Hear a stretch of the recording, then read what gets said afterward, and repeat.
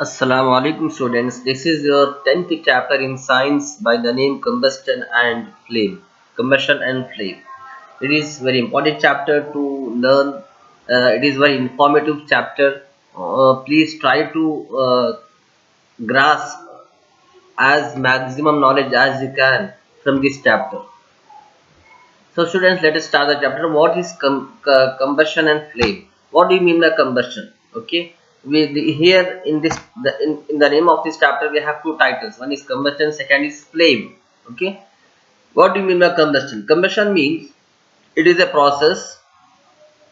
It is a phenomena in which a substance is react with oxygen to give out heat is called combustion.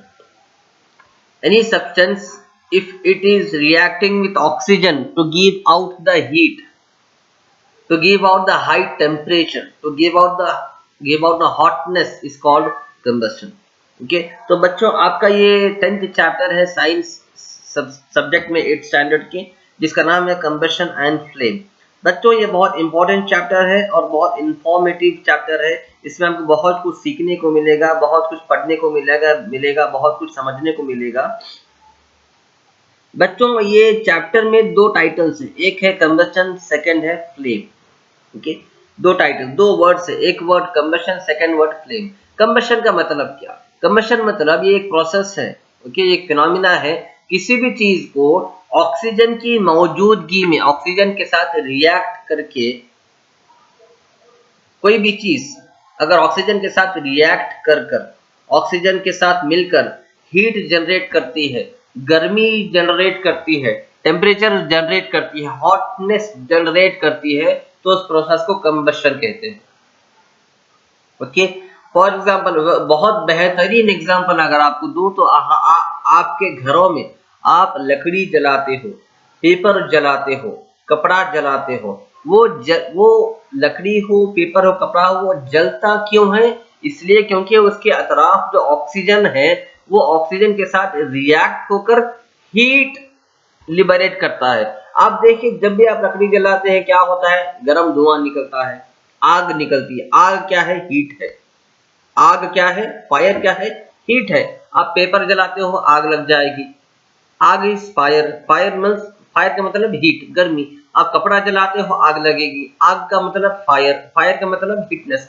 तो oxygen की मौजूदगी में, oxygen के रहते हुए अगर कोई भी चीज अब आप जलाते हो तो उसके अंदर से जो गर्मी, जो हीट निकलती है, इस प्रोसेस को कंबस्टन कहते हैं। क्या कहते हैं? कंबस्टन। और जो भी चीज कंबस्शन में मिलाई जाती है, जैसे कि लकड़ी है, लकड़ी जलाई जाती है, पेपर जलाया जाता है, कपड़ा जलाया जाता है, इस ये वो सारी चीजें जिसे ऑक्सीजन की मौजूदगी में आग लगाई जाती है उसे कहते हैं कंबस्टिबल। क्या कहते हैं?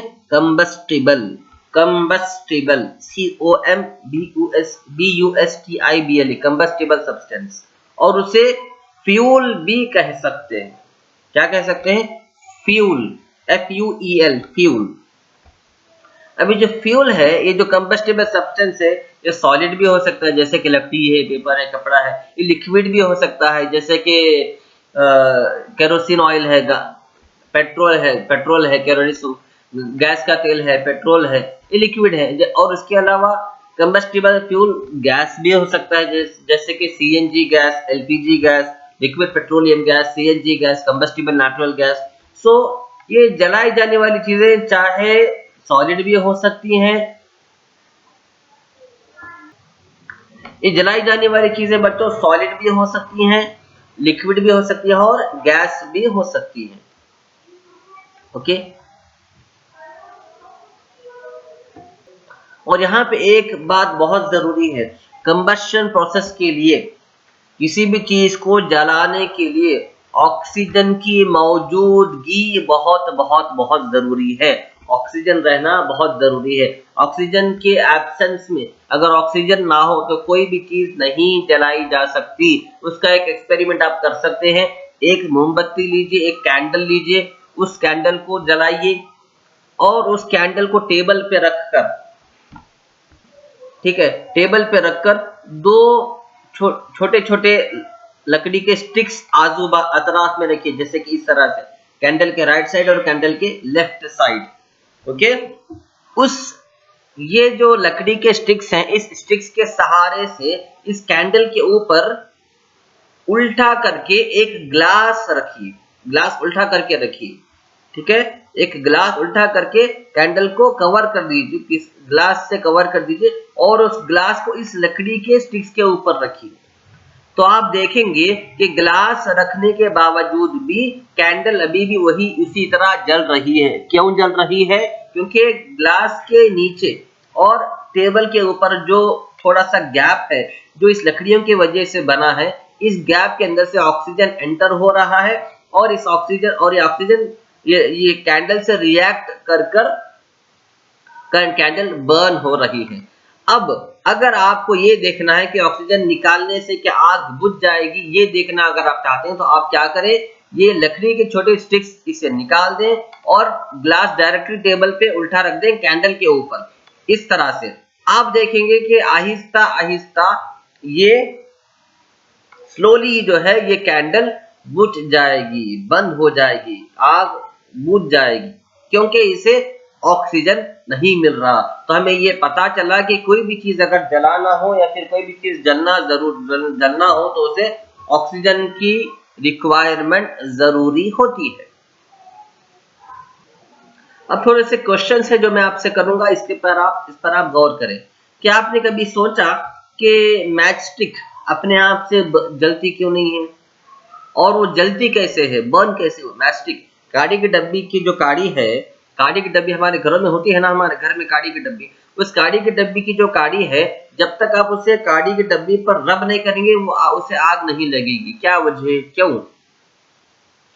और जितना आप एक हाथ में पेपर लें, दूसरे हाथ में लकड़ी लें, दोनों को एक साथ आग लगाएं, जलता जल्दी कौन है?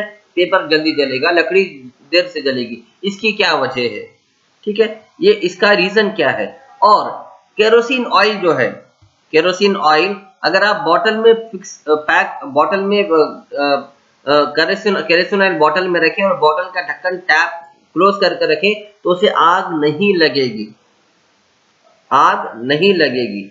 और अगर वही केरोसिन ऑयल अगर आप किसी लकड़ी पे, किसी कपड़े पे डालेंगे और उसे आग जलाएंगे, तो उसे आग जरूर लग जाएगी। इसकी वजह क्या है?